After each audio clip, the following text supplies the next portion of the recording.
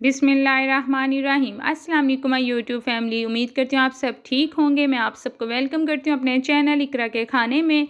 Hope so आप सबको मेरी रेसिपीज़ पसंद आती होंगी। आज भी मैं आपके साथ बहुत मज़े की रेसिपी शेयर कर रही हूँ, गवार की फली और आलू की रेसिपी। इसको बनाना बहुत ही आसान है, घर के मसालों के साथ इसका जायका दोबाला होने वाला है। तो बिना टाइम वेस्ट किए हम अपनी रेसिपी की तरफ चलते हैं। तो यहाँ पे सबसे पहले तो हम गवार की फली लेंगे। यहाँ पे आप चेक कर सकते हैं कि मैंने इसका जो हेड और टेल रिमूव करने के बाद इसको अच्छे से वॉश कर लिया था। इसको सेंटर से यानी आपने 2 पीस कर लेना है, बहुत ज़्यादा बड़े पीस भी नहीं रखने। साथ ही आपने पानी यहाँ पे बॉयल चेक कर रहे हैं कि हो रहा है, पानी को अच्छे से बॉयल होने देना है। जब इसमें बबल्स बनना शुरू हो जाएँ तो आपने अपनी जो फलियाँ हैं ये इसके अंदर डाल देनी है। फलियाँ डालने के ना 15 मिनट बाद ये ना जो फलियाँ आपकी गलेंगी। अब यहाँ पे ना कुछ लोग कहेंगे कि यहाँ सारी ग़िज़ाइयत तो आपने निकाल दी है पानी में बॉयल करने के बाद। देखें, ऐसा कुछ भी नहीं है। अगर आप बॉयल नहीं करेंगे तो ये कड़वी सी बनेंगी और ये इसका जायका भी नहीं आएगा, क्योंकि ये गलने में टाइम लगाती हैं। यहाँ पानी में जो है ना इसने 20 मिनट लिए थे, वो भी हमने उबलते हुए पानी में डाला था, तब उसके बाद की जो टाइमिंग है वो 20 मिनट इसने लिए थे। अब यहाँ पर आप चेक कर सकते हैं कि फुली ये जो टेंडर हो चुकी थी।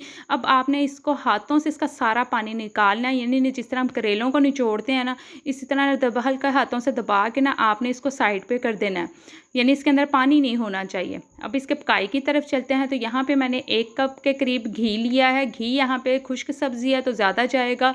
तो अगर ये वैसे इसका शोरबा अच्छा नहीं लगता, ना ही इसकी करी अच्छी लगती है, तो ड्राई यानी आलू इसकी खुश्क सब्ज़ी ही अच्छी लगती है, तो घी थोड़ा ज़्यादा डालिएगा। जब घी गर्म हो जाए तो आपने आधा चम्मच के करीब यहाँ पे ज़ीरा डाल के उसको कुछ सेकंड के लिए फ्राई कर लेना है। जब ज़ीरा फ्राई हो जाएगा तो इसमें बारीक कटे हुए प्याज आपने ऐड कर देने हैं। 2 से 3 अदद यहाँ पे लार्ज वाले प्याज लेकर उनको कट कर लिया था।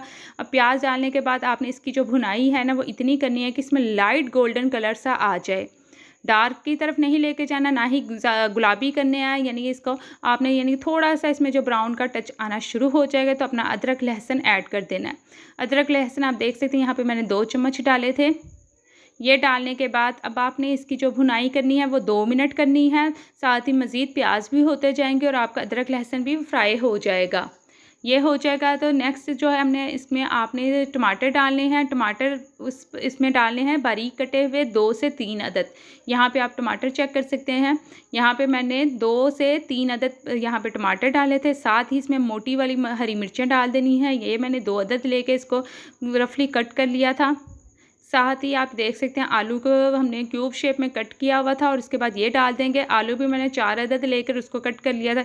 ये तीनों डालने के बाद अब आपने इसकी इतनी भुनाई करनी है ना कि आपके जो टमाटर हैं वो थोड़े से घुली मिली सी की शक्ल हो जाए, और जो आलू है ना इधर आपके जब इतनी आप भुनाई करेंगे ना तो ये 50 to 60% यहीं पर गल जाएंगे। तो बस आपने जब तक टमाटर सॉफ्ट नहीं हो जाते तब तक इसके साथ ही सब मसालों का आपने इसकी भुनाई करते रहना है। मेक श्योर मसाला नीचे लगे ना। अगर फॉर एग्जांपल लग जाता है तो थोड़ा सा पानी आप साथ साथ डालते जाएं और फिर भुनाई करते जाएं। तो यहाँ पे आप देख सकते हैं कि टमाटर पूरे गल चुके थे। तो अब इसके हम जो है मसाले डालेंगे। मसालों में सबसे पहले नमक जाएगा। नमक 1 चम्मच। यहाँ पे लाल मिर्चें डाल रहे हैं, ये भी 1 चम्मच भर के डाली हैं। साथ ही आधा चम्मच के करीब हल्दी डालेंगे। हल्दी डालने के बाद आपने यहाँ पे गरम मसाले का इस्तेमाल करना है, और गरम मसाला यहाँ पे मैंने ज़ीरा और धनिया का मोटा मोटा कूट लिया था और ये डालेंगे। ये मैंने यहाँ पे 1.5 चम्मच के करीब डाला था। ये डालने के बाद आपने मसालों के साथ भुनाई करनी है। यहाँ पे अगर आपको ज़रूरत हो थोड़ा सा पानी डाल के इसकी भुनाई कर लीजिएगा। तो बस यहाँ पे देखें हमारा सारा जो आलू भी यहाँ पे कोई 80% तक आपके ना गल चुके थे, और इसके बाद जो मसाला है वो भी हमारा माशाल्लाह से बड़ा अच्छा रेडी हो चुका था।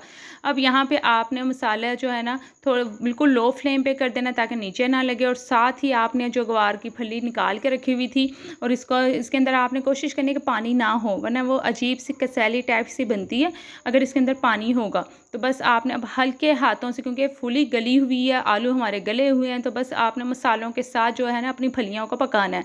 तो इसको हल्के हाथों से मिक्स करें पहले। मिक्स अच्छे से करना है ताकि मसालों के साथ भी फलियाँ कोट हो जाएं। तो मसाले यहाँ पे आपने तेज़ रखने हैं, नमक और मिर्च, क्योंकि इसके अंदर जो फलियाँ वो टोटली फीकी हैं। तो वो जब खाना रेडी होगा तो वो फिर आपको बाद में मसालों की जो होगी ना टेंशन होगी कि वो इसके मसाले कम है, तो आपने ना नमक और मिर्च तेज़ तेज़ ही रखनी है। तो बस यहाँ पे आपने सिंपल इसे कवर कर देना है और लगभग 20 मिनट लो फ्लेम पे ना इसे पकाना है, लेकिन इसको छोड़ नहीं देना। हर थोड़ी थोड़ी देर बाद 5 मिनट बाद आपने ऊपर नीचे करना है ताकि जो है ना आपके जो फलियों में भी अच्छे से मसाले का टेस्ट चला जाए। यहाँ पे 20 मिनट हो चुके थे, माशाल्लाह से हमारा खाना टोटली रेडी था।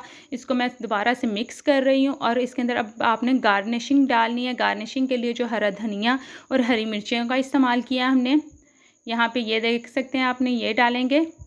और हरी मिर्ची ऐसे नहीं डालनी, इसके अंदर आपने चारों तरफ कट लगा के डालना है। हरी मिर्चों का बहुत एंड पे लास्ट में जब डालें ना टेस्ट बहुत कमाल आता है।